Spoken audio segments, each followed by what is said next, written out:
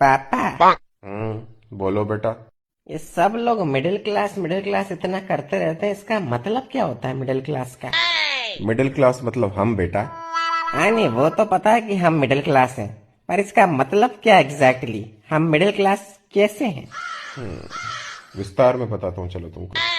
देखो बेटा, एक बार एक गांव होता है जिस गांव में 3 लोग रहते हैं। एक का नाम होता है गरीब, एक का नाम होता है मिडिल क्लास, एक का नाम होता है अमीर।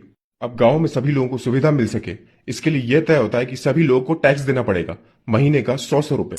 गरीब इतना कमाता नहीं है तो वो टैक्स भर नहीं सकता। अमीर के पास अपने जुगाड़ है तो वो कुछ ना कुछ करके अपना टैक्स बचा लेता है। अब बचा मिडिल क्लास जिसको पूरा टैक्स भरना पड़ता है। फिर तो मिडिल क्लास को पूरी सुविधा मिलती होंगी ना पापा, क्योंकि वो पूरा टैक्स भर रहा है। नहीं बेटा, सुविधा मिलती है गरीब को क्योंकि वो गरीब है, और अमीर को क्योंकि उसके पास ताकत है। तो हमें क्या मिलता है पापा? बेटा, हमें मिलता है एक सर्टिफिकेट कि हम गरीब और अमीर दोनों के अन्नदाता हैं। हमारे टैक्स के पैसों से गरीब के घर में राशन पानी भिजवा देती है सरकार, और हम जो लोन के ऊपर बैंक को इंटरेस्ट का पैसा देते हैं, वही पैसा बैंक किसी अमीर आदमी को देता है ताकि वो अमीर आदमी इस देश को छोड़कर भाग जाए। तो इन शॉर्ट बेटा, हम इस देश के सुपर हीरो हैं। अन्नदाता हैं हम गरीबों और अमीरों के। मिडिल क्लास बहुत बड़ा सुपर हीरो। समझ गया पापा।